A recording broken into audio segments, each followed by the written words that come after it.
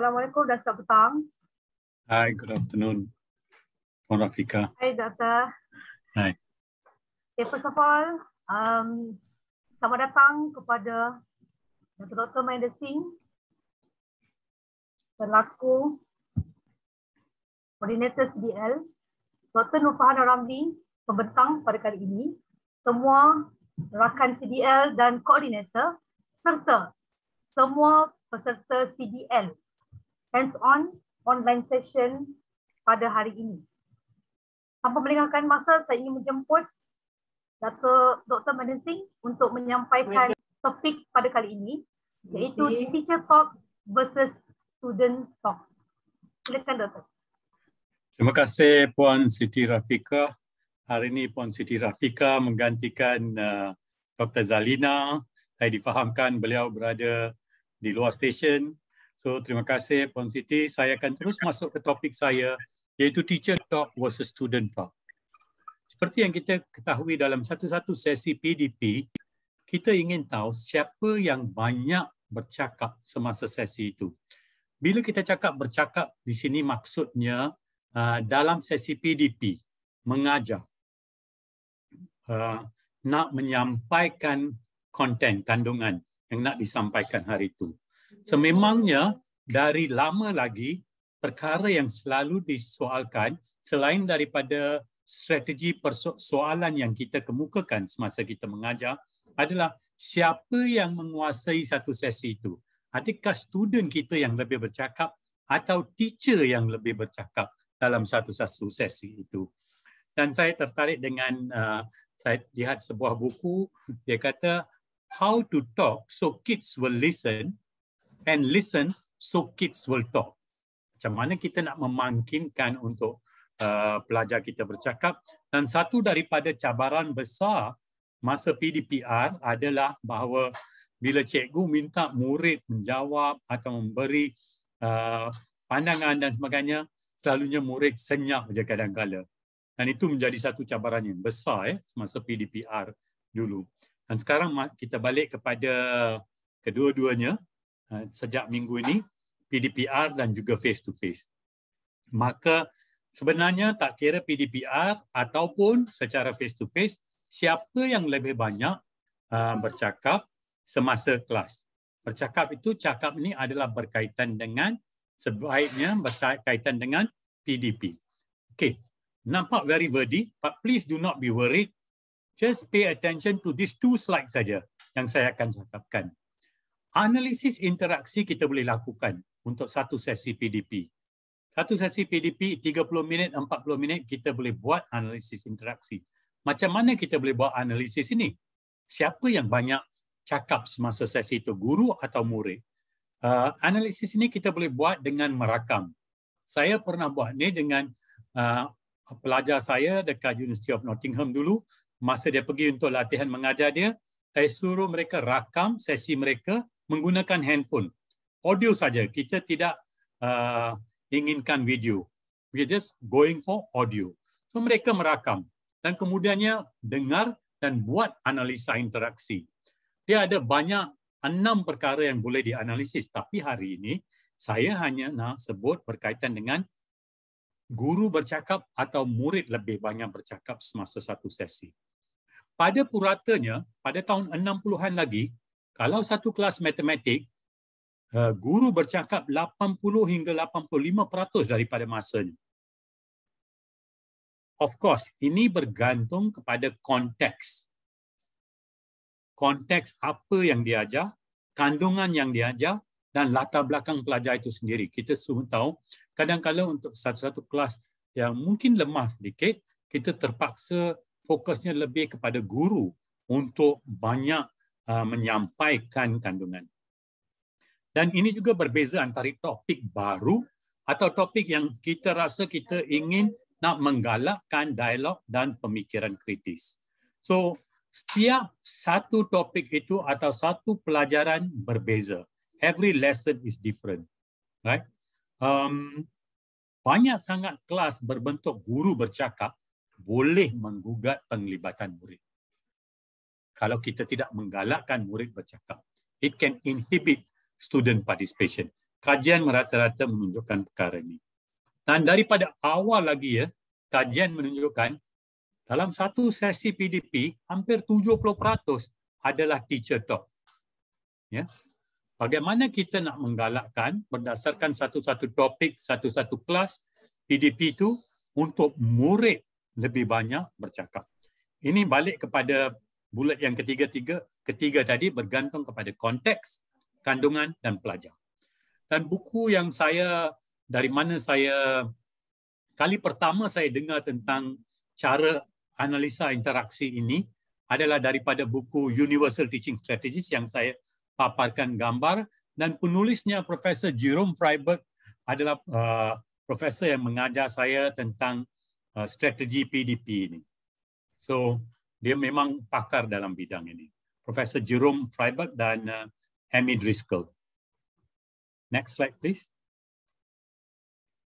Maka macam mana kita nak kita boleh buat pengiraan ini Bila kita dah rakam sesi 30 minit kita umpamanya, contoh 30 minit PDP kita rakam, lepas tu kita dengar semula. Setiap saat yang kelima tanda suara siapa yang didengar. Whose voice are we hearing?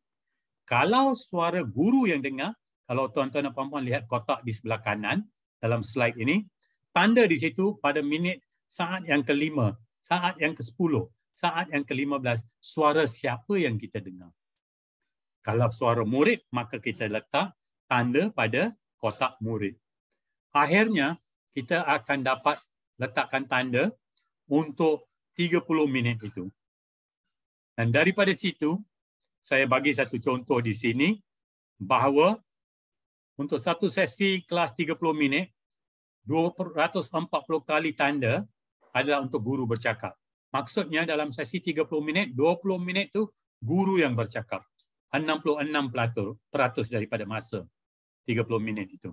Murid bercakap ada 60 tanda, itu merupakan 5 minit daripada 30 minit itu, dan itu adalah 17%. Dan yang lain-lain, apa maksudnya lain? Kalau ada kerja kumpulan dan sebagainya, itu dianggap sebagai lain. Itu dianggap sebagai student, dan yang bila murid buat kerja sendiri, itu dianggap sebagai lain. Kalau satu latihan diberi semasa.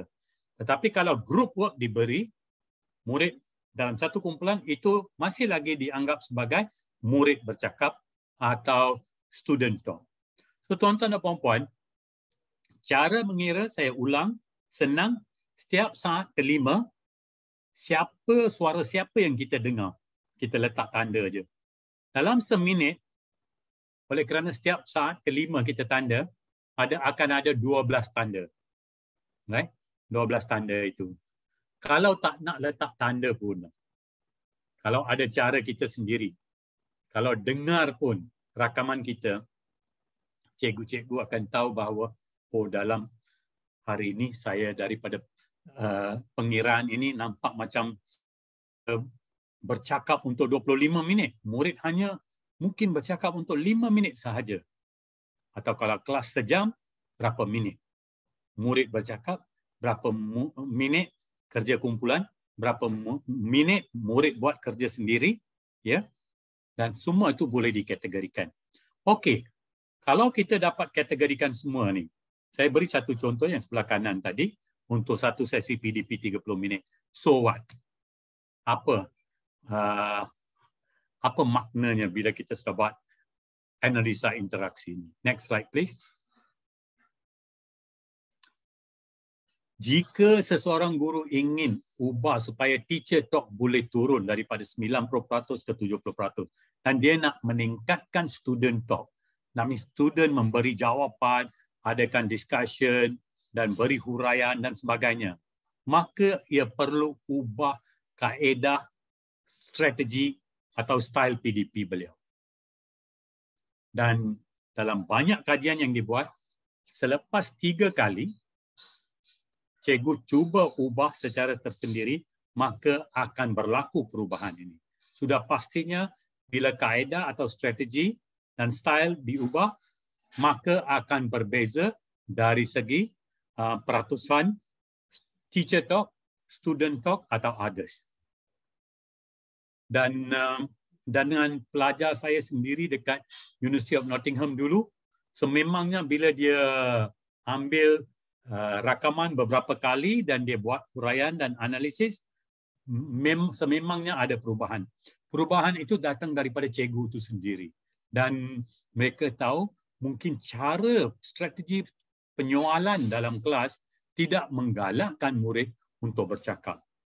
Jenis soalan yang dikemukakan boleh mengakibatkan adakah lebih akan menjadinya teacher talk, student talk atau yang others. So tuan-tuan dan puan-puan, ini hanya adalah satu aspek, tetapi bila dengar rakaman teacher talk, student talk, dia juga boleh memberi gambaran kepada adakah ini learner centered atau teacher centered. Ya, bertumpu kepada pelajar atau cikgu. So kita selalu kata student centered learning, maka untuk jadikan student centered learning ini, strategi PDP kita tu penting. Cara penyoalan semasa PDP kita tu penting. So banyak buku di luar sana yang boleh dirujuk, tuan-tuan dan puan-puan sendiri pun arif tentang perkara ini. Kalau slide saya yang terakhir, saya kekalkan satu slide ini, books are the training weights of the mind. Artinya kalau kita nak beri cabaran, kalau kita nak kuatkan badan, nak kuatkan otot kita, kita pergi ke gym untuk menguatkan otot, daya tahan otot kita.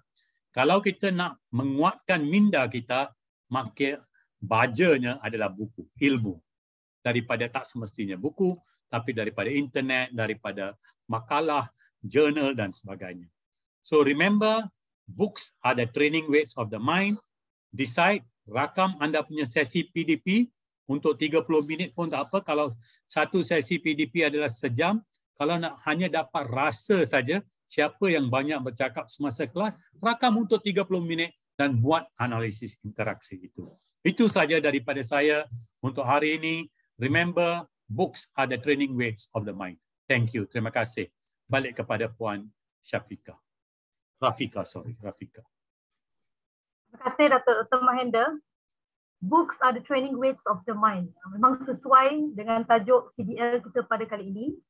Sebelum tu saya ingin mengucapkan sekali lagi Assalamualaikum, selamat petang dan selamat datang kepada semua peserta CDL pada kali ini. Mungkin ada yang pelik kenapa saya yang menggantikan Dr. Zalina.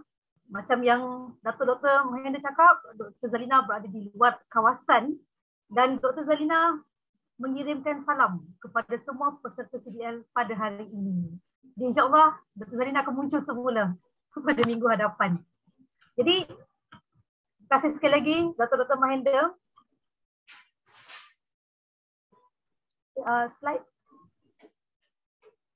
Okay, thank you Puan Rafika and everyone. Have a good weekend. Terima kasih Dr. Sementara kita menunggu slide, saya ingin berkongsi satu. Sebenarnya kalau kita tengok dalam salah satu komponen untuk PAK 21 ialah student centered ataupun pembelajaran berpusatkan murid, yang mana kita perlukan murid berinteraksi lebih banyak berbanding dengan guru.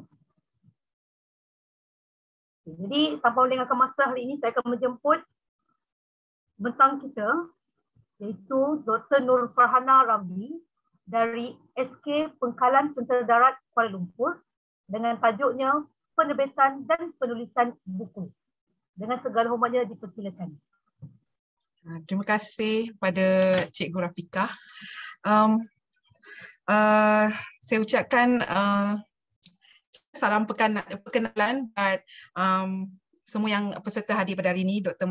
Mahendran, peserta CDL, rakan-rakan guru sekalian. So, terima kasih kerana menjemput hari ini untuk saya kongsikan sedikit sebanyak pengalaman saya tentang penerbitan penulisan buku. Cikgu Rafika, saya punya slide okey? Nampak? Okey. Okey. So, sedikit pengenalan. tentang diri saya. Saya sekarang berkhidmat di SK Pengkalan Tentera Darat Kuala Lumpur. Sebelum ini saya lama di sekolah dalam hospital, beberapa sekolah dalam hospital dan juga pernah berkhidmat di Sarawak. Okey. So, pengalaman saya dalam dunia penulisan, penerbitan, semuanya bermula dengan cita-cita saya sejak kecil, yang saya ada angan-angan nak buku saya berada di rak buku, rak kedai buku. Orang beli buku saya. Okay, so ada angan-angan yang kuat. 2012 macam itu, ada pesta buku. Itu tiap tahun ada pesta buku kan dulu kan, sangat meriah. Saya akan pergi tiap-tiap tahun. 2012 saya rasa this is the time. Jadi saya memberanikan diri approach satu penerbitan buku dekat booth dia. Saya cakap saya seorang guru. Saya berminat untuk menjadi penulis. Jadi dia pun bagi nombor telefon editor, dan sejak dari hari itu saya menulislah buku aktiviti. Saya bermula dengan buku aktiviti. Dan kemudiannya pada 2015 saya telah terpilih antara guru-guru di Malaysia mengikuti satu program kita panggil program pengkarya guru. Jadi 100 orang guru di Malaysia dipilih. Kami berkampung 4 kali perjumpaan, dan itu adalah di bawah Majlis Buku Kebangsaan, satu division dekat KPM. Sekarang dah tak ada lagi. Sangat beruntung kami dilatih untuk menulis. Dari situ saya jatuh cinta dan saya tahu ada lagi satu cabang penulisan, menulis buku bergambar kanak-kanak. Saya dah start fall in love. Saya sukalah. Orang mungkin tengok macam buku bergambar kanak-kanak tu macam senang je kan. Sebenarnya dia dia agak tricky sikit lah. Dalam ayat yang kena pendek-pendek, gambar yang kena menyokong, jadi banyak benda yang kita kena fikirkan. Jadi ada buku saya bersama rakan-rakan tu juga saya menulis. Saya ni tak pandai sangat menulis sebenarnya. Menulis panjang tu kurang mahir, tapi saya cubalah berkongsi pengalaman sebagai seorang guru, setitis kebaikan secangkir kebahagiaan dengan rakan-rakan guru, pengkarya guru lah. Itu buku pertama saya buat cerpen pengalaman di sekolah dalam hospital. Okey, yang itu buku tu lah, buku yang di bawah penerbitan. Maksudnya saya menulis untuk ada penerbitnya. Saya hanya menghantar draft saja. Mereka akan buat the rest. 2015 saya sebagai seorang saya adalah setiausaha Persatuan Guru STEM Malaysia. Okey, Persatuan Guru STEM Malaysia ni kita buat banyak aktiviti. Pada tahun itu kebetulannya ada beberapa pertandingan yang kita rasa bahan tu sangat rugi jika tidak dibukukan. Jadi saya punya pengerusi dan AJK kata, why not kita jadikan buku. Jadi saya study, okey. So lahirlah 6 e-book. E-book ni boleh didapati dekat laman web Persatuan Guru Malaysia. So dekat sini banyak, kalau mungkin kawan-kawan yang kat sini ada nak belajar tentang nak dapatkan contoh penulisan, kajian tindakan, inovasi, dekat sini ada banyak contoh. Itu contoh dari rakan-rakan guru kita lah. Dan kemudian saya pun ada terbit e-book saya sendiri, panduan tulis sumber rujukan ilmiah, style APA. Dia amat penting untuk kita yang menulis akademik kan, kita kena buat citation dengan betul kan. Jadi saya kumpulkan nota-nota cara menulis dengan betul tu. Okey, itu adalah e-book lah. Dan ini buku tahun 2019. Saya menulis yang ini di bawah UPM.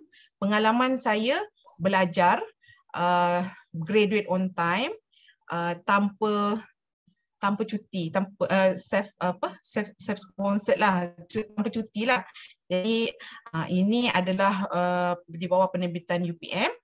Dan kemudian bila pada 2019, asalnya saya masih di sekolah dan hospital, tapi disebabkan pandemik, saya telah ditukarkan ke sekolah berdekatan, SK Pengkalan Tentera Darat.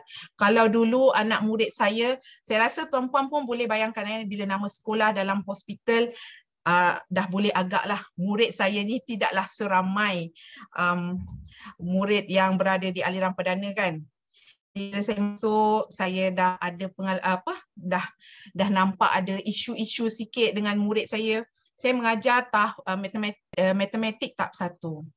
Jadi saya rasa okey, ada keperluan untuk saya buat satu buku latihan asas untuk operasi tambah tolak darab bahagi. Saya buat simple je untuk anak murid saya. Yang ini berapa page dalam 20-30 page lah, saya buat simple. Lepas tu bila ramai orang yang macam berminat untuk ambil, saya membagi je. Okay.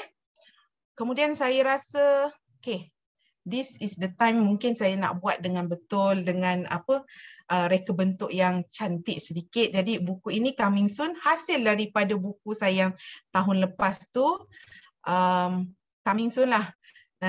Dalam proses nak hantar percetakan semua. Di sini pun saya banyak belajar menerbitkan buku sendiri. Semuanya ada punya proses-proses tu. Kalau mungkin ada nanti saya teringat, saya boleh tanya dekat, saya boleh kongsi dengan kawan-kawan ataupun tuan-puan boleh tanya. Okay, so ni doakan buku ini selamat dilahirkan. Dan juga ini juga adalah dua-dua buku ni adalah buku rakan guru juga, coming soon juga.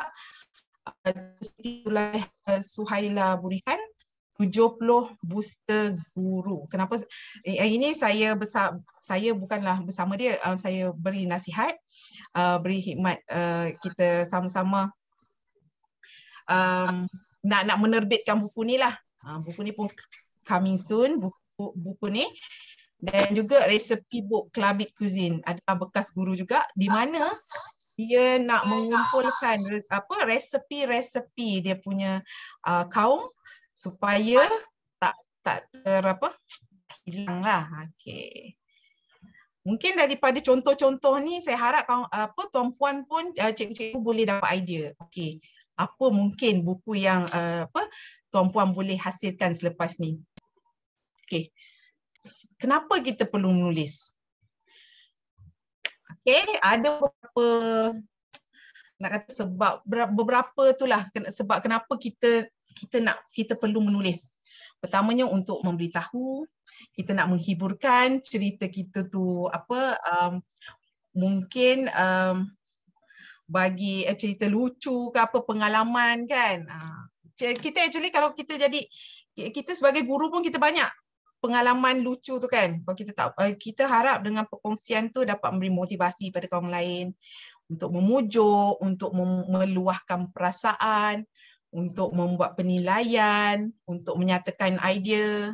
Macam Cikgu Siti Suhaila tadi, dia ada idea, cara, tips untuk bagi booster, bagi semangat balik pada guru. Kita kan sekarang ni dihimpit dengan berbagai-bagai tekanan katanya lah kan. Okay, so Cikgu Siti Suhaila ada idea, ada 70 idea untuk booster. Dapatkan buku tu. Boleh cari dia dekat Facebook. Okay, buku tu memang best. Dan pada saya, kalau kita lah sebagai seorang Islam, kenapa kita perlu menulis adalah salah satu sebabnya ialah kita nak kita punya hasil penulisan itu digunakan menjadi amal pada kita, dapat pahala yang berterusan. Okay, so kita dah sampai ke part kita. Okay, sekarang tadi kita dah tahu dah kenapa kita nak tulis. Soalan dia, kita nak tulis tentang apa? Kita nak tulis tentang apa? Okay. Ada beberapa tips yang saya dapatkan daripada buku menulis dari hati biar sampai ke hati. Okay. Yang pertamanya ialah menulis dengan kegemaran. Tak kisah, memanglah topik kita sebagai seorang guru, tapi itu di sekolah. Kalau misal kata lepas waktu bekerja, kita adalah seorang, mungkin kegemaran kita memasak. Okay, kita boleh kongsi resepi. Kegemaran kita berkebun. Kita boleh kongsikan kita punya pengalaman berkebun tu lah. Mungkin banyak tips yang kita boleh kita boleh kongsikan daripada kegemaran kita tu. Okay. Yang keduanya ialah menulis berasaskan apa yang kita kerjakan. Kita seorang guru kan. Seorang guru, kita pun guru. Lepas tu guru pun banyak tanggungjawab. Mungkin cikgu perpustakaan ke, ceritalah apa dia punya ruang lingkup kerja, apa dia buat hari-hari, apa yang tu. Okay, so itu pengalaman seorang guru perpustakaan. Okay, guru kelab. Kita boleh kongsikan. Ataupun inilah pengalaman kita jadi guru kimia, guru matematik. Okay, kita tuliskan, kita kongsikan. Okay. Yang ketiganya, menulis berasaskan siapa yang kita kenal. Yang ini contohnya, kita kan banyak ramai orang yang boleh memberi motivasi pada kita. Macam saya sekarang saya termotivasi dengan cara kepimpinan guru besar saya yang pertama, Cikgu Tanil dekat SK Kampung Lintang, Sarawak. Saya memang banyak cerita kalau nak cerita pasal dia. Dan kebetulannya ada pula ciri-ciri dia sama dengan saya punya guru besar sekarang. Saya belum lagi menulis, tapi benda tu ada. Itu benda yang orang yang kita kenal lah. Okay, kan banyak kita pun pernah baca posting kat media sosial macam mana pengetua dia ni macam ni, macam mana dia buat, macam mana dia memimpin, ataupun kita nak cerita pasal makcik kantin ke apa, macam mana dia melayan guru ke apa, kita tulis berasaskan siapa yang kita kenal, apa amalan dia, apa bagusnya sampai perlu kita kongsikan pada orang lain. Okay, yang keempat, menulis berasaskan apa yang kita tahu, kepakaran kita. Saya percaya di hadapan saya ini semua guru-guru pakar.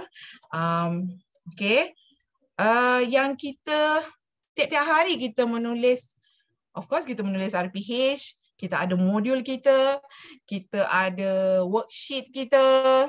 Itu kepakaran kita, benda yang kita tahu. Jadi kalau kita rasa menulis yang panjang tu benda yang susah, kita menulis dengan benda yang memang kita buat.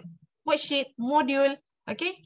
Dan kita, yang saya nak kongsi hari ini, kita tulis dan kita sebarkan kepada audiens yang lagi besar, bukan pada anak murid kita saja, bukan dalam sekolah saja. Okay, yang ini saya pada 2021 saya kongsikan bila kita kena key in PDPR tu kan, ramai yang mungkin agak confused. Saya pun confused, sebab tu saya baca balik dan saya buat nota.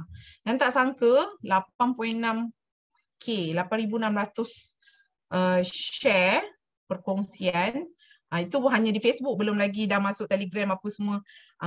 Mungkin orang lain pernah lagi banyak, tapi yang ini dengan nilai ini satu pencapaian yang sangat memotivasikan saya untuk menulis benda-benda yang baik dan ilmiah dan benda yang orang nak tahu.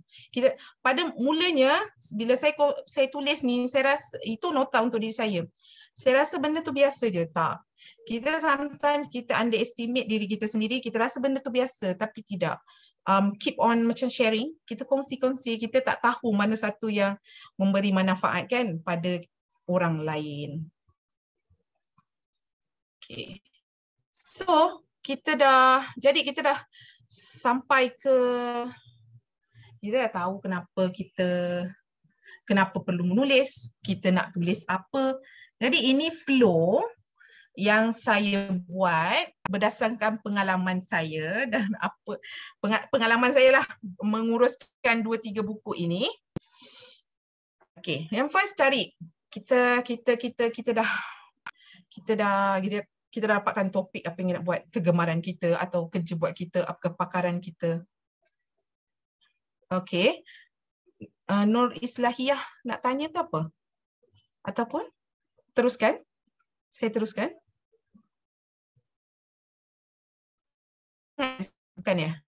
Okey. Jadi kita cari topik yang ingin ditulis, kemudian kita tulis draft. Okey. Kita tulis draft. Dalam kita tulis draft tu, kita dah, kalau kita nak minta penerbit lain terbitkan, kita dah boleh cari penerbit. Kita tak hantar full ya pada penerbit sebab kita macam kena pitch juga idea kita pada penerbit ni.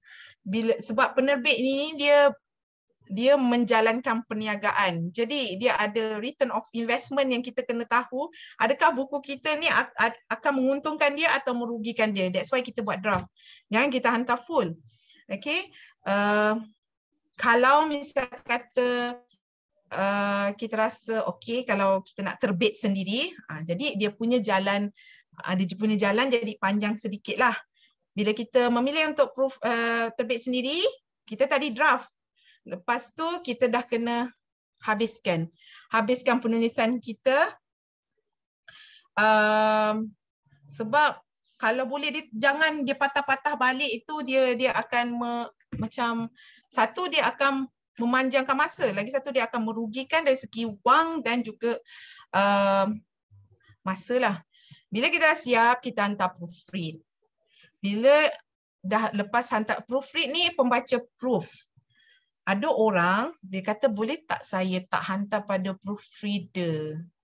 Sebab saya memang mahir, saya memang cikgu bahasa Melayu. Saya boleh. Walaupun, ini saya punya pandangan lah, walaupun anda seorang guru bahasa Melayu ataupun pensyarah ke apa, sebaiknya kita perlukan mata kedua untuk melihat kita punya naskah itu. Sebab kita menghadap kita punya penulisan tu hari-hari. Ada mungkin dah boleh hafal lah ayatnya. Jadi kita tak akan perasan benda tu akan ada sedikit, mungkin ada titik ke apa ke, ayat tu grammar tak betul ke apa. Jadi kita memang perlukan mata kedua. Kecuali anda memang betul-betul yakin 100% dengan penulisan tu, okay, go for it. Okay, so lepas tu kita pergi pada reka letak. Reka letak tu dia akan cantikkanlah buku kita kepada kita tak nak buku kita tu jadi buku teks yang putih ayat je kan.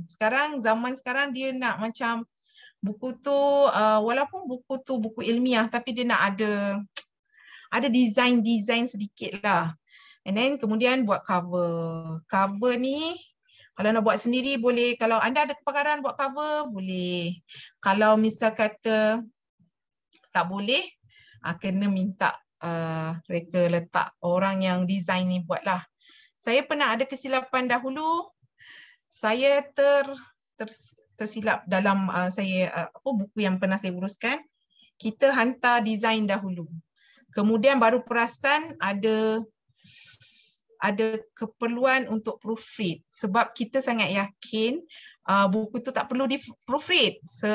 Buku tu dalam bahasa Inggeris, ditulis orang yang pakar dalam bahasa dalam English. Lepas tu tengok macam ada keperluan untuk proofread. Jadi dia dah terbalik. Dia banyak pembetulan selepas itu, jadi ya, dia merugikan masa dan wang lah bila kita tu dia kena betulkan balik. Itu kalau kita tak buat, kalau kita buat sendiri semua tak jadi masalah. Okey, kemudiannya kita dah siap. Kita dah siap proofread, reka letak, dah ada cover cantik, dan kita decide sama ada kita punya buku ni dalam bentuk buku fizikal atau e-book. Sebenarnya dari awal pun mungkin kita boleh decide lah nak buat buku atau e-book. Kalau buku ada sedikit tambahan dari segi kos untuk mencetak, kalau e-book tiada, e-book dia akan kita PDF kan, dah terus boleh sebarkan, atau kalau nak jual, jual lah. Kemudian kalau kita nak jual tu dia pada pemasaran. Okay. Dalam, lupa saya nak sebutkan kat sini, dalam kita buat reka letak tu dan nak siap tu, kita kena mohon ISBN, EISBN. EISBN untuk e-book lah, E ada kat depan tu. Okay. Jadi kalau kita decide untuk buat sendiri, software apps penulisannya yang pernah saya gunakan,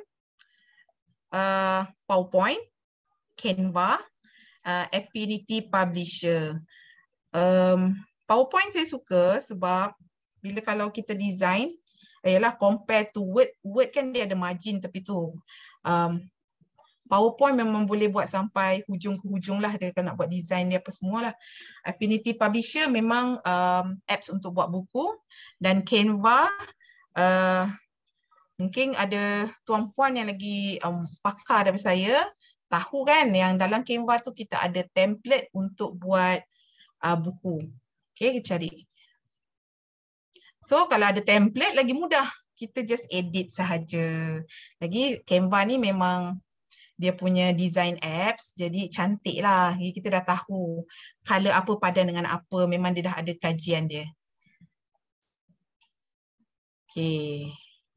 ISBN. ISBN stand for National Standard Book Number. Dia nombor piawai antarabangsa. Kenapa perlukan ISBN? Ialah sebagai rekod penerbitan negara. Kita menyumbang kepada penerbitan negara. Saya tak share kat sini sebab saya tak dapat latest figure. Yang saya baca, Malaysia pernah jadi tuan rumah buku Malaysia, buku antarabangsa. Tapi pada masa itu 2000 berapa? 2020 ke? 2020. Tapi pada masa itu Malaysia tidak mencapai pun standard penerbitan buku untuk jadi kota buku lah. Jadi so in future mungkin kita boleh tambahlah kita punya sumbangan peribadi untuk rekod penerbitan negara.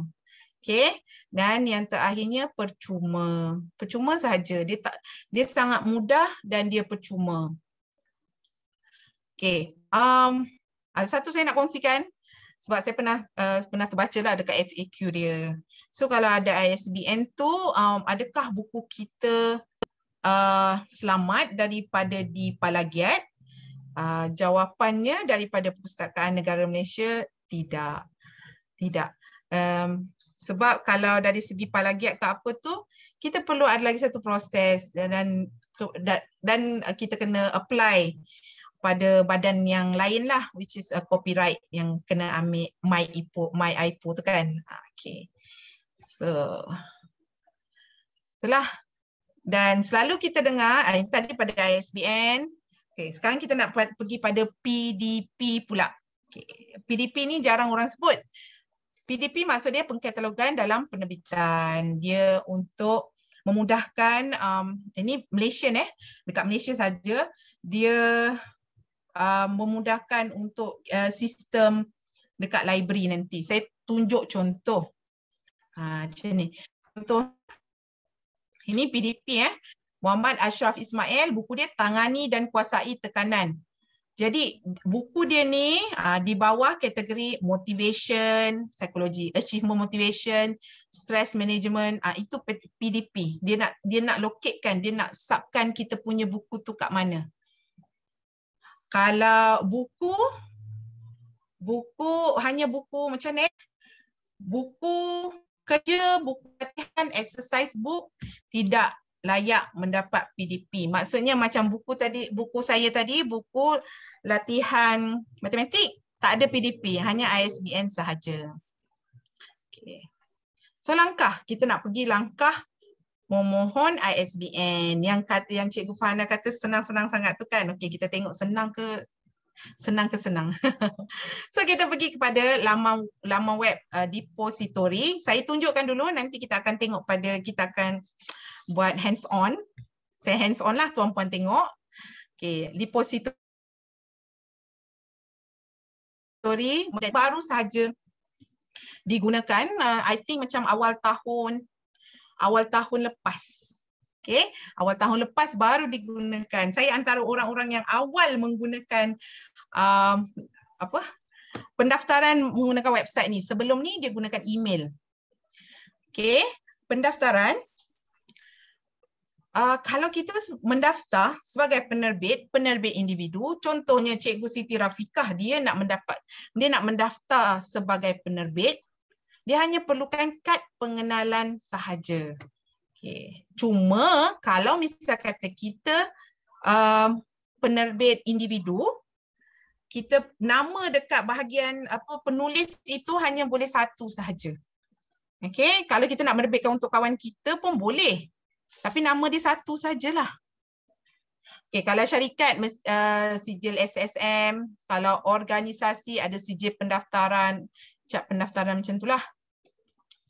Okay, kalau sekolah dia mesti ada surat daripada sekolah yang ada dia punya header tu, lepas tu macam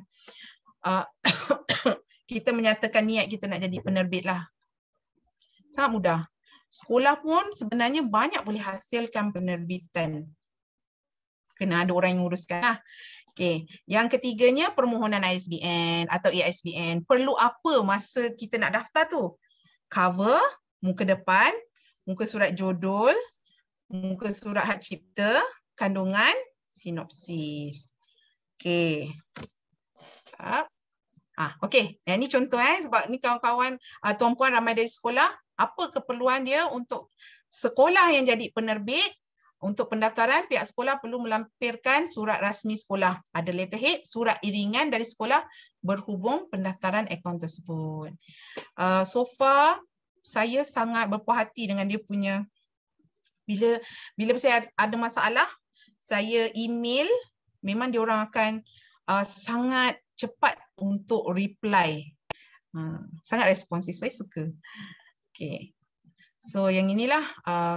Okay, yang ini dia punya paparan permohonan SBN, nanti kejap lagi kita tengok. Okay, yang ini betul-betul lah 9.49 saya submit.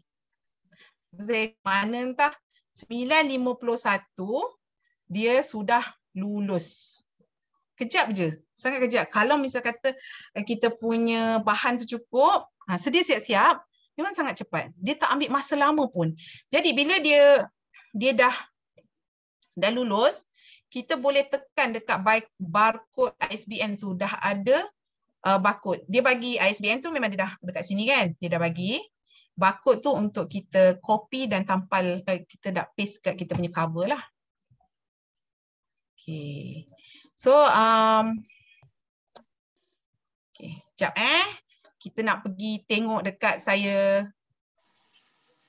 Okay, new share ke? New share, saya nak pergi dekat. Okay, Cikgu Siti Rafiqah, nampak tak saya punya depository sekarang? Nampak betul. Okay. So, inilah laman webnya, depository app. Oh, sekejap. Saya rasa saya nak kongsi ni dululah. Share. Sekejap ya. Sekarang nampak apa Cikgu Rafiqah? Saya punya yang desktop ke? Desktop. Okay. Sekarang ni nampak saya punya ni jilid 1 ni. Jilid 1. Sekarang dekat mana? Masih lagi dekat yang diskusi. Dekat mana? Desktop. Dekat desktop? Okay. Okay. Maaf ya, saya jarang guna Zoom. Okay, so sekarang ni nampak tak dekat jilid 1 ni? Okay. Okay, cantik. So ini adalah dia punya keperluan untuk kita hantar submit ISBN tu. Cover. Okay, ni cover kita. Okay, cover. Yang ni isi kandungan. Okey. Muka surat hak cipta. Sekejap ya. Muka surat hak cipta ni kejap. New share. Okey. Saya dah pandai sikit dah untuk pakai Zoom ni. Ini muka surat hak cipta. Hak cipta terpelihara mana-mana bahagian apa semua. Kalau misal kata kita tak tahu, kita boleh copy je daripada mana-mana buku. Dia punya ayat dia lebih kurang samalah. Kita type mana yang kita tahu. Sebab masa kita hantar tu kita tak ada nombor ISBN lagi. Tapi kita ada maklumat penerbit, pencetak semualah. Okay. So itu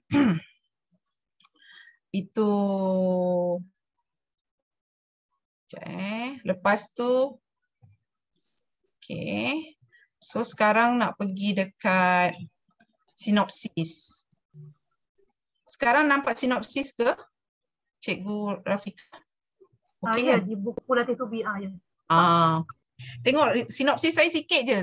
Sinopsis ni supaya orang yang menilai buku kita tu tahu kita tulis tentang apa. Tapi maksudnya janganlah di pening apa macam pening-pening ala nak tulis sinopsis berapa patah perkataan. No. Kita bagi briefly maklumat. Contohnya kalau Cikgu Rafika dia buat modul ini adalah berkenaan dengan ADMAT tingkatan 3 yang ada berapa chapter, kita bagi sedikit maklumatlah tentang buku tu supaya dia ada idea dia buku tu tentang apa. Okey. So yang ini adalah muka surat Yang ini muka surat judul. Okey, muka surat judul itu adalah kau nampak ke saya ni sekarang? Saya punya tak nampak lah. Okey, ni buku kan? Muka surat judul lah, tak nampak. Muka surat judul tu yang kita buka ni. Okey, yang buka yang muka surat ni. Muka surat kita buka cover. Lepas tu kita nampak muka surat yang tu, itulah muka surat judul. Okey. Sekarang saya mahu pergi ke sini, depository. So kita nak masuk ke untuk orang yang pertama kali, tuan-puan pertama kali dia kena daftar akaun dulu. Daftar akaun lah. Daftar akaun. Isi je macam biasa kita isi, ada kata laluan apa semua tu.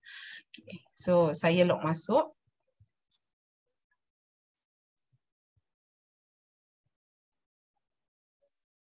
Okay. So log masuk. Kita pergi terus pada mohon ISBN. Okay. So ini adalah langkah pertama. Bahasa apa? Saya nak besarkan. Okay. Bahasa apa? Lepas tu judul. Contohnya pengalaman di kampung saya. Di sekolah saya lah. Sekolah saya. Contoh. So lah ada subjudul. Terpulang. Pada saya macam saya akan isi dekat bahagian ada asterisk yang wajib sahaja. Tanggungjawab siapa? Author ke, editor ke, translator ke, terpulang. Selalu author lah. Okey, tulis. Harga kita, contohlah RM45. Kita tulis je. Media, okey, jumlah muka surat. Jumlah muka surat untuk buku kanak-kanak, dia punya syarat minimum berapa keping berapa helai ialah 16 helai termasuk cover. 16 helai termasuk cover untuk buku kanak-kanak. Selain daripada buku kanak-kanak, contohnya kita tulis buku latihan modul, kita tulis novel ke apa, dia mestilah 30 muka surat. Sekurang-kurangnya 30 surat termasuk cover.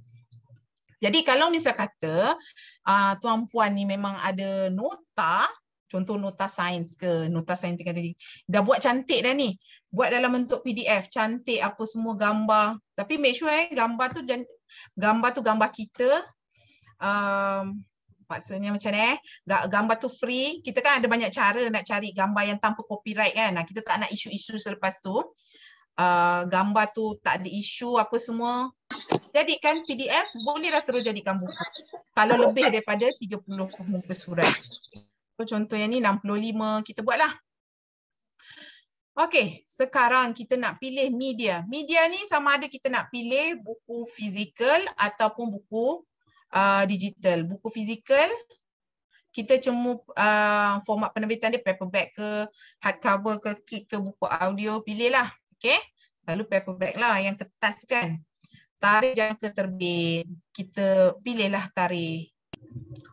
Contohnya 1 April. 1 April, tarikh kita jangka terbit sebab pada 1 April, bermula daripada 1 April, dalam tempoh 30 hari, kita kena hantar naskah kepada Perpustakaan Negara Malaysia. Maksudnya, dia nak tahu kita punya kesungguhan lah. Kita bukan apply kita apply saja-saja.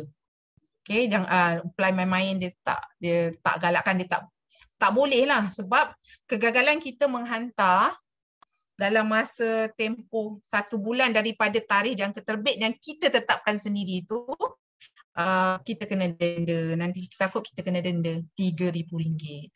So itu yang kalau kita pilih fizikal. Okay, so sekarang dia ada sedikit perubahan kalau kita pilih untuk menerbitkan e-book digital. Okay, jenis bahan dia dah tukar. E-book, platform digital. Platform digital sebab dia nak tengok buku kita ini boleh didapati di mana. Kita boleh, selalunya e-book, kalau tuan-puan tahu, kita ada eCentral, Mind Apps. Itu adalah platform-platform yang menjual e-book dekat Malaysia. Okay.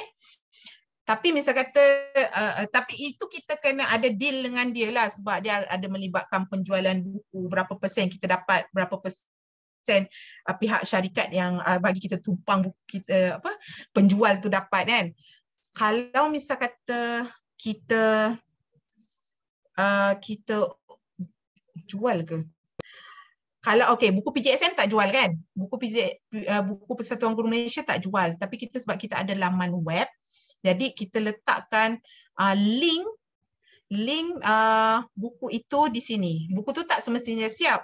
Kita cuma letak dalam macam saya kongsikan berapa persen je lah dalam 20% of the whole book tu dekat situ pada waktu itu. So platform digital tu macam tu lah. Kalau misal kata nak jual, saya pernah tanya, saya rasa semua orang ada akaun macam Shopee, Lazada kan, dia bagi. Saya pernah tanya dia, yalah kalau bukan untuk tujuan persatuan, saya tak bolehlah nak tumpang kan, kita tak bolehlah tumpang laman web sekolah ke laman web apa orang lain kan. Jadi untuk kegunaan kita sendiri, kita bolehlah kita boleh letak dekat kita punya platform jualan tu. So itu platform digital. Contohlah kita letaklah apa-apa. Tak naklah saya nak letak fizikal, buku fizikal. So kita letak harga, kita letak media, format penerbitan, tarikh jangka terbit, jumlah muka surat. Kita terus. Permohonan ISBN, kalau misal kata kita nak mohon PDP, kita tekanlah. PDP dilambat sedikit. Okey. Kalau misal kata ISBN tu yang macam saya tunjuk tadi, split second, dia dah dapat terus. Kalau PDP dia ada siap, dia tulis lagi nombor giliran. Sebab dia ada renyah sikit lah nak membahagikan pada sub-sub panggil apa, tema ke apa kita punya buku tu kan. Jadi ini contoh ni saya mohon ISBN saja. Kita pergi pada seterusnya.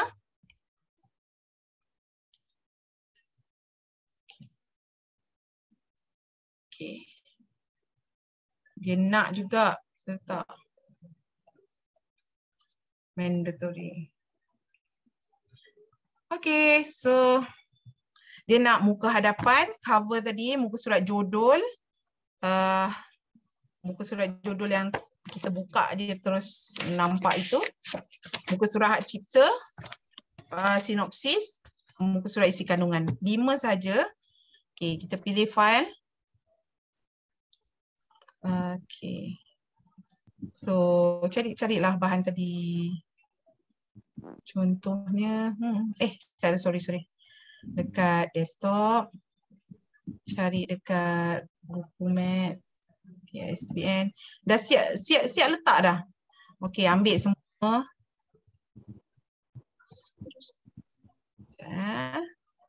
Open. Lepas tu dia pun upload lah semua. Dia upload semua. Tekanlah seterusnya. Tapi saya tak tekan hari ni. Nanti saya kena hantar pula. Tekanlah seterusnya. Itu saja. Itu saja yang terus nanti kita boleh yang macam saya tunjuk tadi lah, 9:49 saya hantar, saya tunjukkan balik nanti. Okey, kalau misal kata nak tanya soalan lazim semua ada dekat sini, boleh baca. Okey, saya tunjukkan saya punya bahagian penerbitan ni. Tengok dah bersepah ni, semua dah tunggu untuk diterbitkan. Okey, inilah. So sekarang saya nak share balik pada saya punya slide. Share. Okey. Dah pandai sikit Cikgu Rafiqah hari semalam tu. Okey, ni yang saya cakap. Kegagalan menyerahkan boleh disabitkan dengan denda tidak melebihi 3,000. Kena hantar dalam masa tempoh 1 bulan daripada tarikh jangka terbit itu. Kalau buku fizikal kena hantar 5. Kalau e-book kena hantar 2 keping CD. Okey, 2 keping CD ataupun 5 naskah buku. Apa nak buat selepas dapat ISBN? Okey. Tadi kan dah dapat nombor, itulah saya dah terangkan, kita dah dapat. Salin letakkan bagi hak cipta tadi tak ada lagi kan. Barcode tu pun dah boleh tampak kat cover. Hantar salinan pada Pustakaan Negara dan tidak hantar kena denda. So terpulang pada masing-masing sama ada untuk terbit sendiri atau serah pada syarikat penerbitan. Saya rasa tuan-puan pun dah dapat agak lah kita punya betapa bebannya. Beban untuk menerbitkan buku tu lah. Kalau kita pilih untuk self-publish,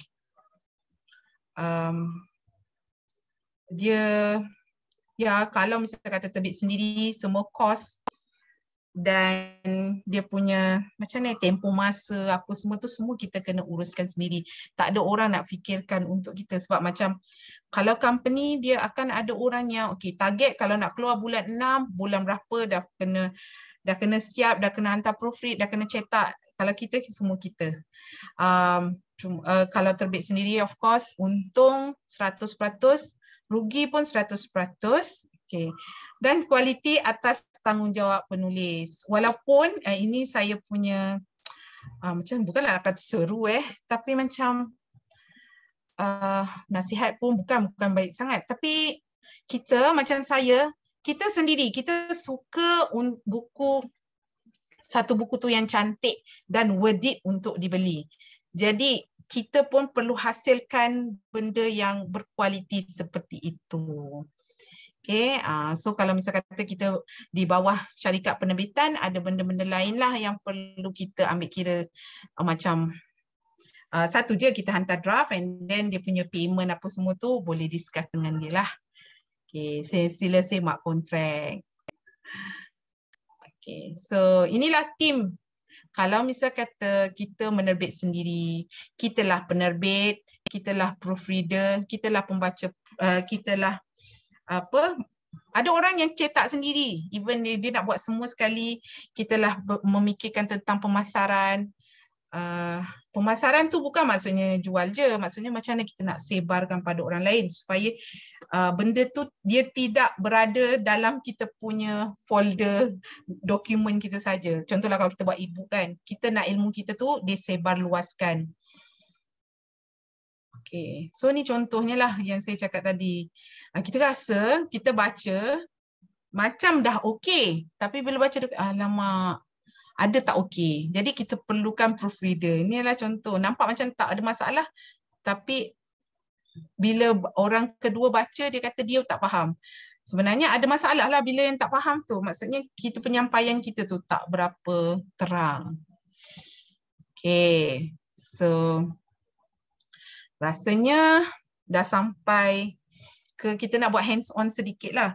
Ke Cikgu Siti Rafiqah kita nak hands on atau ada soalan ke apa-apa sebelum kita nak buat kepada mock cover ni?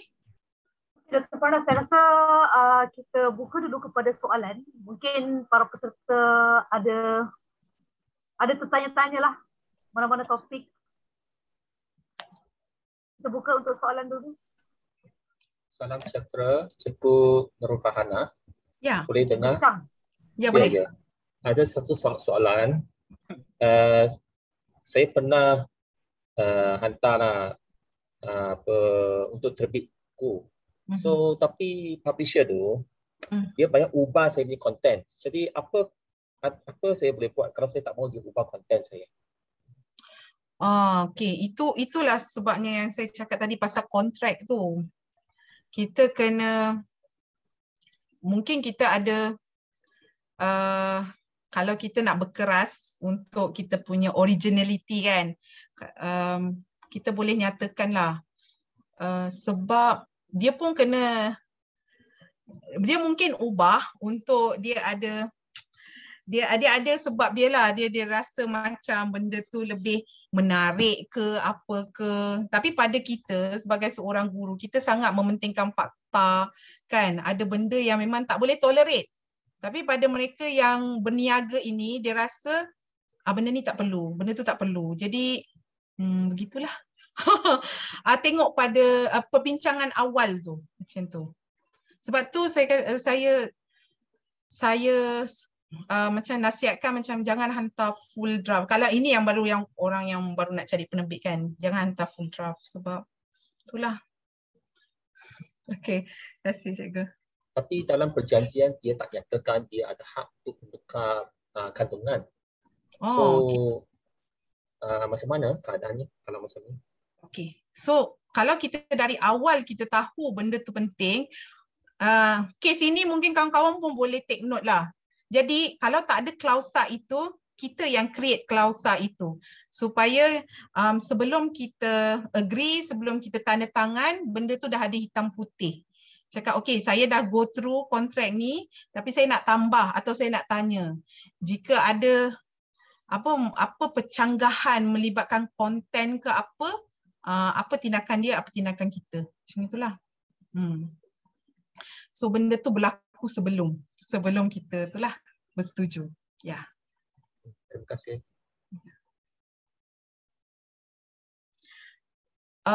Mungkin saya boleh kongsikan ada soalan yang PM saya lah tentang penulisan ni. Dia tanya, bolehkah, mungkin ada kawan tu ada dekat sini, bolehkah penulis disaman?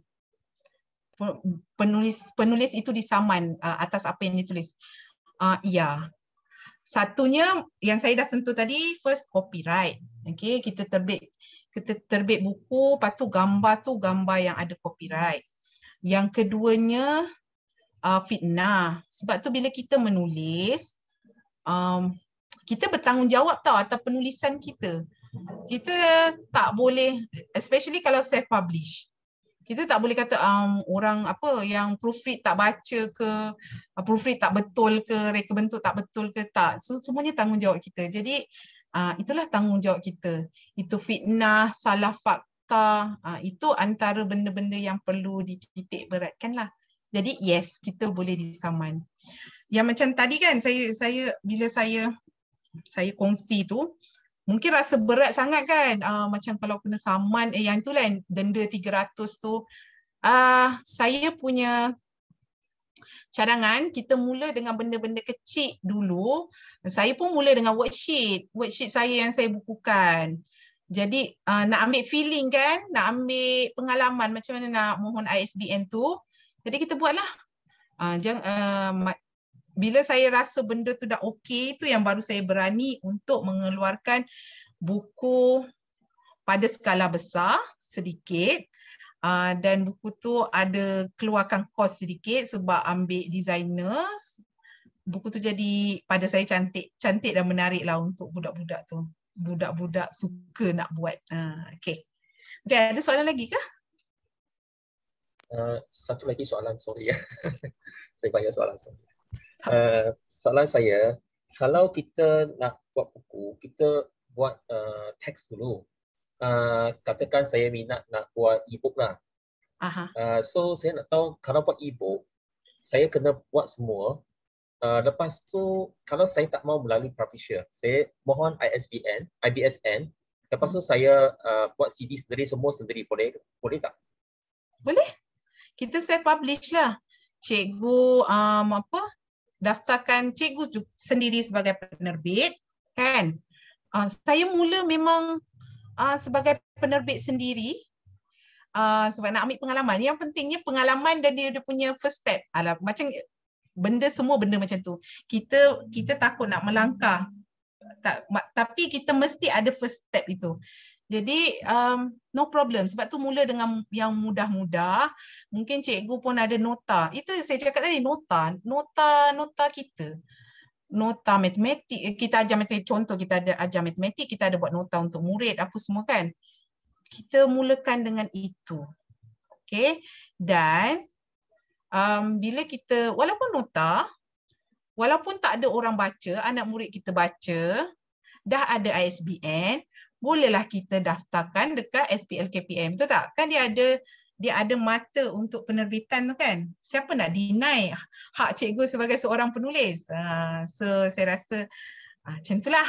Mula dengan benda-benda yang mudah dulu. Worksheet kita, nota kita. Okay?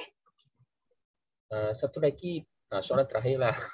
Tak apa, banyak pun tak apa. Tentang harga buku tu, terus punya my first book tu, harga tu saya unexpected. Dia bagi harga terlalu tinggi. So saya expect kalau saya banding dengan harga pasaran, dengan ketebalan tu, dia punya harga RM9-10, tapi dia bagi harga sampai RM18-19. So harga tu macam mana syarikat tu dia menetapkan harga? Bukan kita yang cakap, tapi syarikat itu yang menetapkan. So saya rasa macam tak logik lah. Saya sebagai penulis, saya tak ada hak untuk menyuarakan tentang harga buku. Adakah itu masalahnya harga buku tu memang hak penerbit saja, penipu buku yang tentukan? Adakah itu? Ya, betul. Memang hak mereka lah. Sebab diorang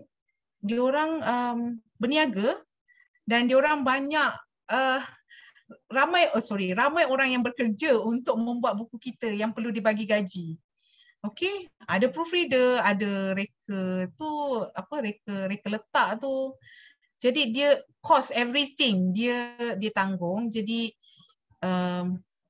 itu perkiraan dia lah nak buat buku. Kita memang rasa macam buku kita macam ni. Kita ni guru, kita kalau boleh kita nak bagi orang semua dapat beli buku kita. Betul tak?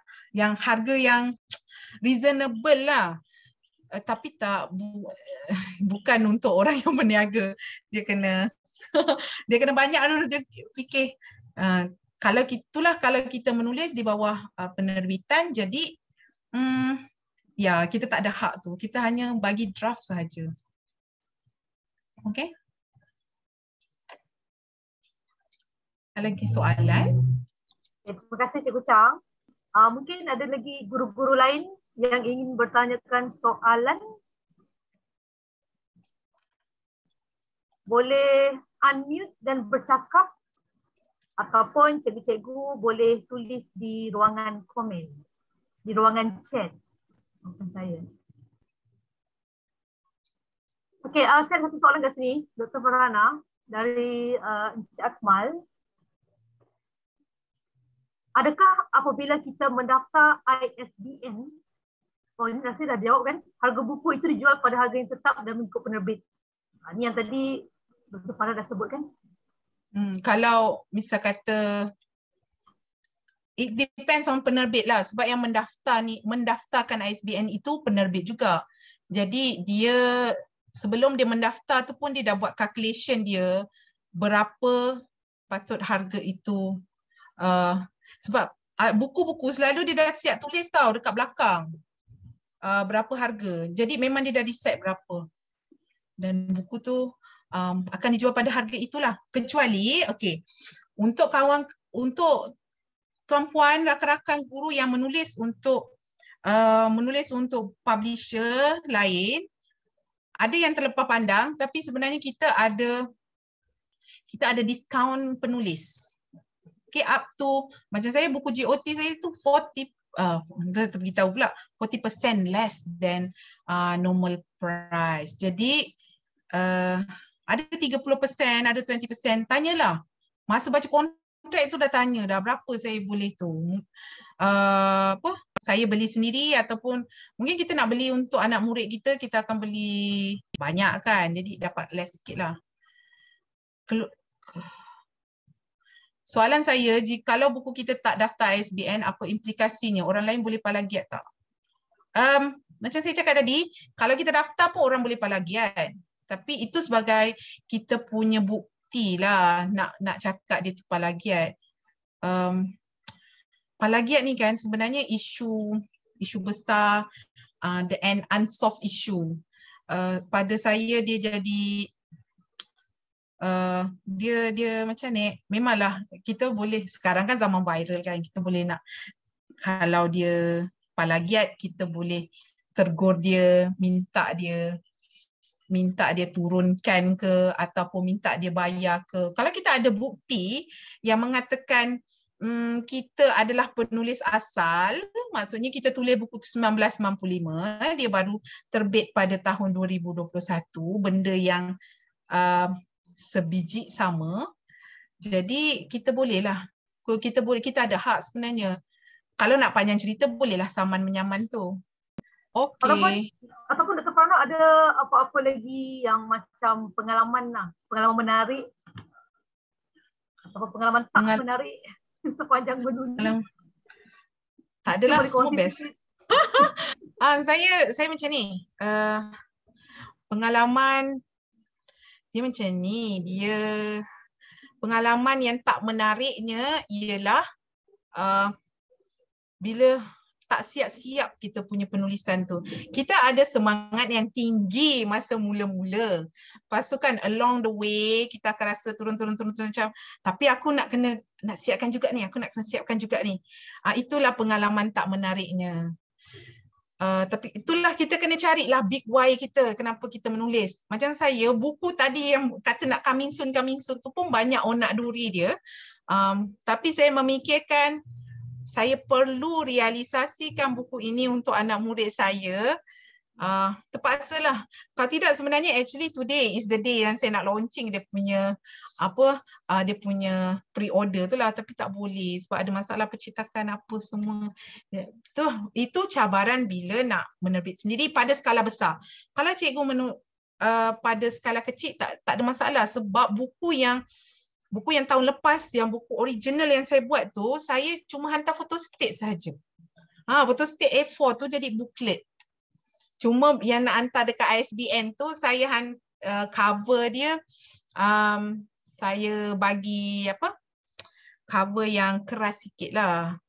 But untuk perbanyakkan pada anak murid saya tu, saya hantar photostat sahaja. Macam tuan-puan nak edarkan e-book, nota, kimia, tingkatan 4, hantarlah. Dia lagi itu tak perlukan tak perlukan modal besar kan. Terima kasih pada Cikgu Ija, anak saya pengguna buku Maths Dr. Farhana. Terima kasih Cikgu Ija. Ada tak soalan lain? Okay. Ada satu lagi soalan. Tadi daripada Dr. Zalina tadi, saya tak nak saman. Saya tak nak saman. Okey, baik. Dari Cikgu Shanti, adakah e-book menguntungkan?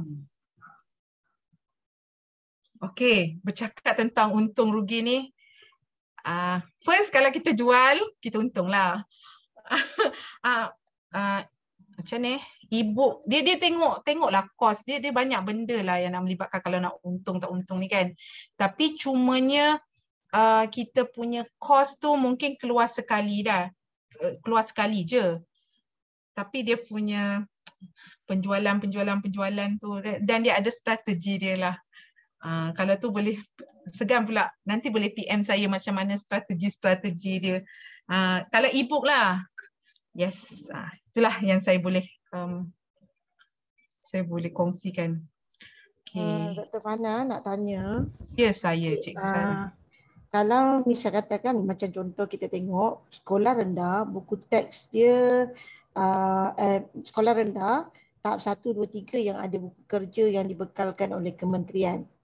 Okey, di tahap 2 mereka tak ada buku kerja, tapi mereka ada kan soalan-soalan dalam buku teks.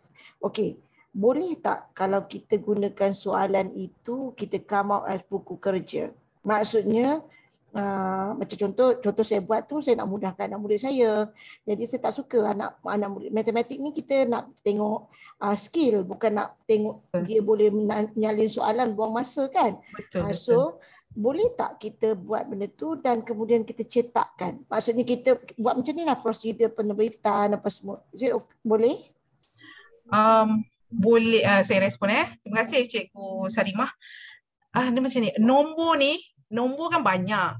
Kita jangan sampai ada isu sebiji ayat ke nombor itu sampai kita boleh diklaim yang kita meniru buku teks, buku apa-apalah. Jadi pada saya matematik banyak nombor kan. Jadi kita ubahlah. Yang penting tu macam Cikgu Sarimah kata tadi, kemahiran. Jadi kita edit lah, kita tahu kehendak soalan. Macam itulah. So boleh kot. So kita tunggu buku Cikgu Sarimah nanti insya-Allah. Okey. Nak share sikitlah pengalaman sebab saya pernah menerbit pernah mencetak bahan saya 2017 3 buah buku. Satu buku grafik kamus-kamus bergambar tapi kecil-kecil je saya buat. And then saya kebetulan rezeki saya dapat penerbit yang mana dia adalah parent kepada anak murid saya. Dia kata, cikgu, mai saya bantu cikgu. So jadi saya macam tadi saya masuk dari Watt. So Dr. Fahana kan dia buat ISBN tu. Jadi saya ni dia bantu. Semua dia buat. Dia registerkan ISBN, library, semua dia buat tu dan dia bagi saya 2 option. Cikgu sama ada cikgu nak melalui saya cetak, saya yang publish, buat pemasaran, lepas tu dia cakap lah berapa persen. Atau cikgu cetak di bawah saya tapi 100% cikgu punya. Maksudnya macam tu. Jadi dia bagi saya harga mencetak sahaja. Yang pendaftaran tu semua dia buat, dia bagi saya harga cetak. Dan saya lah tentukan harga berapa saya nak letak. Okey, so saya ada terbaca daripada Facebook, ada orang share. Lalu mungkin meletakkan harga buku lebih kurang mungkin bagaimana orang berniaga meletakkan harga. Contoh kalau misalnya kata macam saya hari itu pihak syarikat tersebut tak tahulah dia bagi saya harga tu because saya ni cikgu anak dia ke tak tahulah kan, tapi dia bagi saya harga bagi satu naskah tu lebih kurang dalam RM3.50. So cara untuk meletakkan harga boleh dengan cara macam ni, cikgu ambil harga tu, cikgu bahagi dengan 40%. Cuba buat, contohlah dia bagi harga cikgu RM3.50. Pun salin ni. RM3.50, cikgu bahagi 40%. Contoh. So cikgu bolehlah letak harga lebih kurang, kalau kita buat calculation tu kita dapat RM8.75. So cikgu buatlah, letaklah RM9 contoh, 25 sen tu cikgu dah niat nak infak. Cikgu buatlah. Janganlah pula cikgu letak kata nak infak 25 sen, walaupun dia 25 sen cikgu, 25 sen cikgu dah niat nak infak, cikgu infak sungguh-sungguh. Itulah, itu pengalaman saya. Tapi cikgu Ana punya buku lagi lawa lah. Tapi cikgu, buku saya very small, buku saya A4 bagi 2. Tapi alhamdulillah cikgu, buku itu anak murid saya bawa sampai Melbourne. Pergi bercuti, mak bapak kata mesti bawa. Dia asas je lah, tambah tolak dan bahagi. Itu saja. Okey, terima kasih. Sebab saya percaya kita tahu anak murid kita macam mana, kan? Dan anak murid kita pun suka bila cikgu dia sendiri yang buat nota ni, nota cikgu cantik. Jadi itulah sampai bawa bercuti itu, kalau saya pun bangga. Nak bercuti lah. Tapi tak nak bawa buku juga.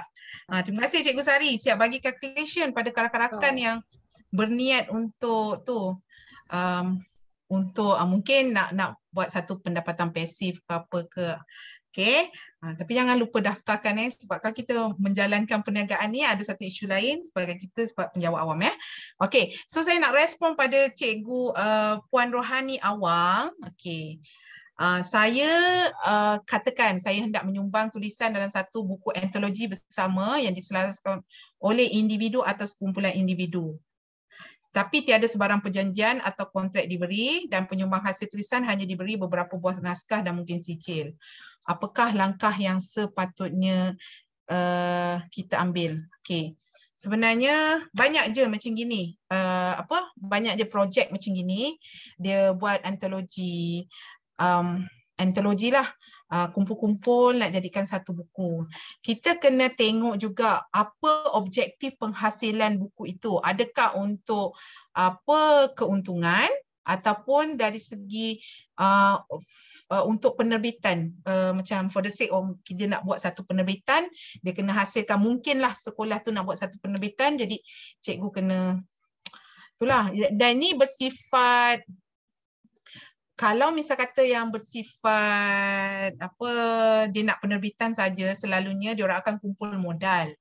Okay, kumpul modal, lepas tu semua sama-sama, kumpul modal sama-sama, and then rasanya tak jual kot sebab dia akan bagi, dia hanya nak nombor ISBN tu untuk didaftarkan dan bagilah naskah-naskah tu kepada penulis. Okay, that's it. Macam itu. Tetapi kalau misal kata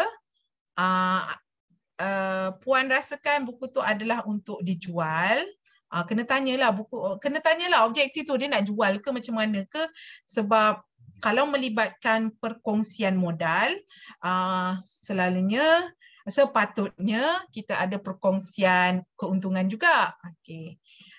Tengoklah dia macam mana, ataupun mungkin modal dia, okay, kita tak keluar apa-apa, cuma kita bagi penulisan. Dia yang uruskan proofread. Proofread pun mahal ya. Satu page up to 7-10 ringgit satu page. Proofread, reka letak, dia susun, apa semua tu, itu melibatkan kos. Jadi kalau misal kata dia modal dia, lepas tu dia bagi puan beberapa naskah sebagai mungkin dia punya imbalan ke apa kan, macam itu, the rest dia jual ke macam tu kena tanya. Kalau selalunya projek kawan-kawan ni tak adalah sampai nak berkontrak, tapi kalau ada bagus juga. Ya, macam itulah. Itulah yang saya dapat respon. Okay. Ada lagi soalan? Bagaimana nak hubungi Dr. Nanti dekat slide hujung saya akan kongsikan saya punya nombor telefon, media sosial saya.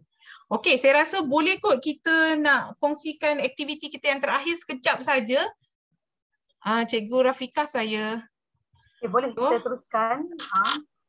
Sebelum tu, saya nak minta Cikgu Siti Rafiqah kongsikan link mock cover ni. Boleh tak dekat chat? Okay.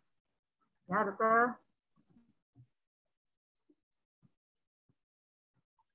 Okay.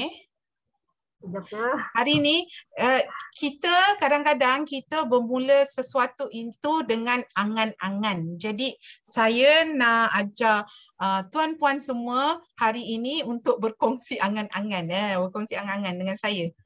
Okay. Kita nak buat ini. Saya mula-mula sebelum nak ada buku tu, saya visualkan buku saya tu nak jadi macam mana. Okay, apa tajuk dia. Mungkin kalau kita jenis yang ada vision board, boleh letak supaya kita tengok hari-hari. Okay, kita pergi pada website yang Cikgu Siti Rafiqah dah kongsikan tu. Okay, kita yang ni gambar ni gambar iPad, gambar handphone, dua-dua ni maksudnya dia penghasilan e-book lah. Yang belakang ni buku. Kita nak new share, saya nak mana website. Okay, so sekarang saya dekat website ke Cikgu Siti Rafiqah? Dekat ni. DIY book cover. Yes, DIY book cover. Inilah yang link yang Cikgu Siti Rafiqah kongsikan tadi. So, yang ni ada kalau single lah satu. Kita nak buku e-book, kita masuklah dalam iPad punya template, buku. Okay. Bateri pun nak habis. Sekejap. Okay. So, yang ini composite. Composite ni hasilkan macam saya, tiga-tiga ada. Bukan tiga, adalah pilihan dia, e-book atau buku. Paling mudah, tuan-puan pun pernah dengar Canva kan? Jadi kita ambil lah satu children book cover contoh. Ambillah satu book cover. Okay. Okay. Mana saya nak pilih hari ini yang saya suka? Saya suka ini.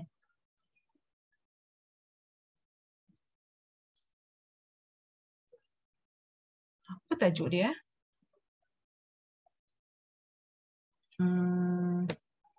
Mimpi indah saya. Okay. Okay. Kita buang ni. Boleh. Nur Farhana Ramli. Okay, buku kita. Edit lah. So, lepas tu kita download. Download dalam bentuk PNG. Apa-apalah kalau kita boleh buat sendiri. Ada orang yang ada kemahiran untuk buat dekat PowerPoint ke, apa AI, Adobe ke Adobe ke, macam itulah. So dia dah download. Jadi kita pergi dekat 3D ebook cover tu. Okay. So saya berangan buku saya ni saya nak buat physical book dengan ebook. Okay, saya nak buat. Jadi saya ambil template ni. Lepas tu saya tekan next. Saya browse. Browse tu ambil lah dekat kita punya tadi tu. Kita punya download tadi. Sebentar ya. Okay.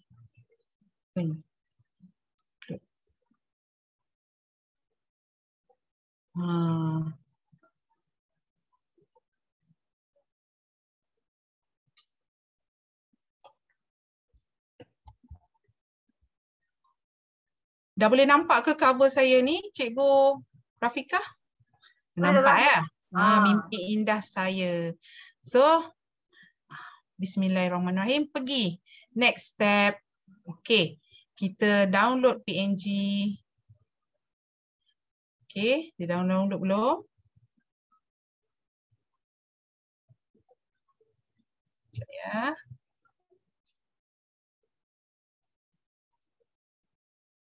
Okay, dia tengah download.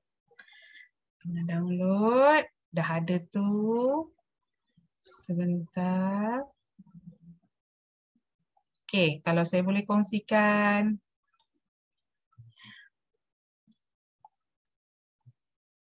Tada! Buku dah siap. Boleh tak? Kan? Sekejap je. So, bolehlah tengok hari-hari bila kita punya angan-angan. Dia bermula dengan angan-angan kan? Bermula dengan impian, angan-angan.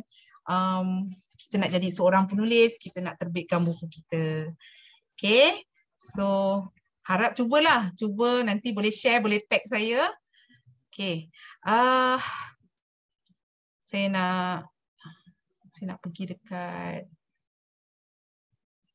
Okay, sekejap. So, saya patah balik pada saya punya slide. Okay. Okay, terima kasih. Ini slide terakhir saya dekat Facebook.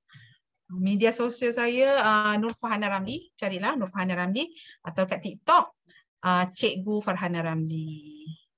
Saya rasa itu saja perkongsian saya pada hari ini. Harap bermanfaat pada kawan-kawan, beri motivasi untuk jadi seorang penulis nanti, dan jangan lupa tag saya. Terima kasih. Ada soalan dari Cikgu Tumina. Ada masalah copyright ke kalau kita guna bahan dari Canva? Tak ada. Ada kan? Jawapan untuk Cikgu Tumina. Kalau tak, setakat yang saya tahu tak adalah. Okay. Tapi mungkin boleh baca balik. Mungkin saya salah. Free to use kan? Cantiknya. Orang lama payah nak buat. Saya pun lama ni. Cikgu Sally. Jadi, cubalah. Okay. Itu saja.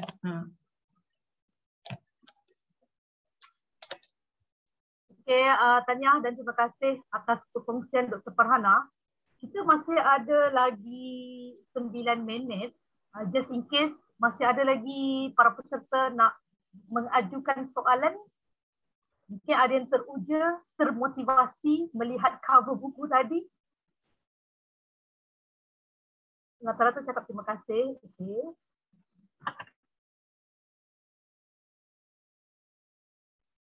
Sebenarnya untuk Canva tu dia tak susah pun. Kalau kita tengok tadi Dr. Farhana buat, buka, pilih design, tukar tajuk, tukar dia punya author, dia punya nama penulis. Siap, cover lah kan. Di situ masih lagi sendirilah kena urus. Kan Dr. Farhana? Ya, betul-betul. Itulah kalau misal kata kita, saya tidaklah macam ni, saya boleh. Saya rasa rakan-rakan pun boleh. Ramai yang boleh Canva ni apa. Tapi bila nak menerbitkan, ni pengalaman saya lah, bila nak menerbitkan buku yang betul-betul tu, saya memang kena sub dekat orang lain sebab kita pun ada tugas hakiki kita. Kalau tidak kita nak duk menghadap dia sahaja, jadi dia perlukan kekuatan lah. Kekuatan dan masa. Jadi kalau ada lebih modal sikit, kita boleh minta orang lain buatkan lah. Nak buat fully kita buat pun boleh. Kalau ini projek pertama kita buat fully Canva. Sangat, saya pun ada cari-cari template dekat dia. E-book template ataupun magazine, dia dah ada. Dia punya padanan font yang cantik, padanan warna yang cantik. Sebagai permulaan kita gunakan apa yang kita ada. Okay. Terima kasih Dr. Zalina.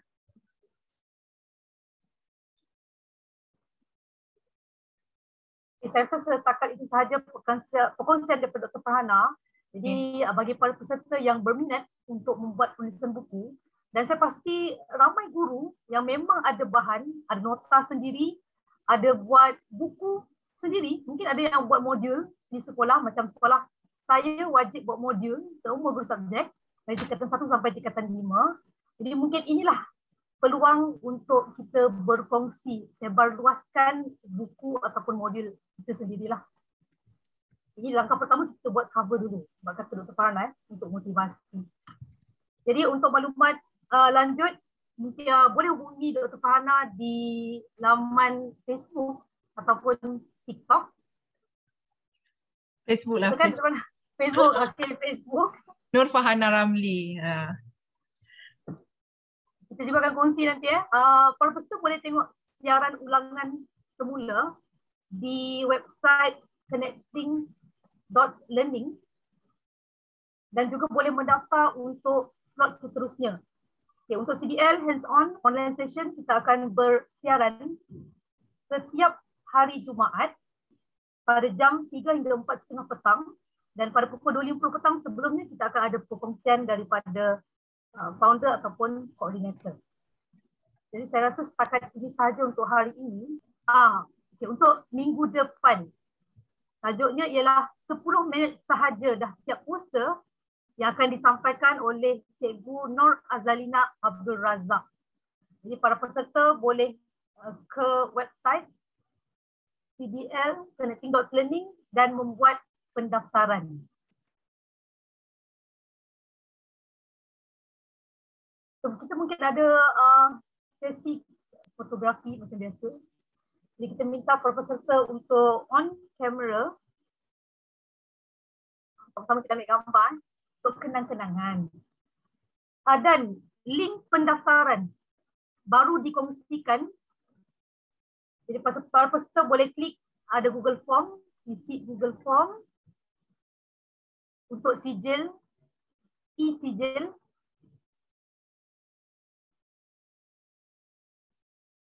Siapa yang ambil gambar ni? Okay, on camera saya akan ambil dulu di page 1. Jangan type dulu di ruangan chat. Yang cikgu-cikgu lain, Cikgu Sari, Dr. Prana pun mungkin boleh bantu saya.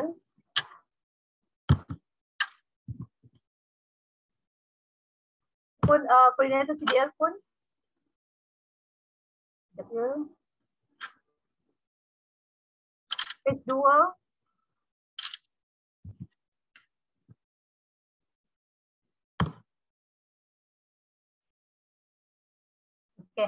So, setakat itu sahaja untuk perkongsian pada kali ini. Terima kasih dan tahniah kepada Dr. Farhana dan terima kasih kepada semua peserta yang terlibat. InsyaAllah kita jumpa lagi pada minggu hadapan. Selamat berhujung minggu. Assalamualaikum dan selamat petang. Bye, terima kasih. Terima kasih Dr. Farhana, terima kasih Cikgu Siti Rafika, terima kasih kepada semua para peserta pada hari ini. Saya tengok ramai yang menghadirinya dan tahniah sekali lagi. Kita jumpa lagi insya-Allah pada minggu hadapan dengan sesi yang akan dikongsikan oleh Cikgu Azalina. Terima kasih. Assalamualaikum. Terima kasih Azalina.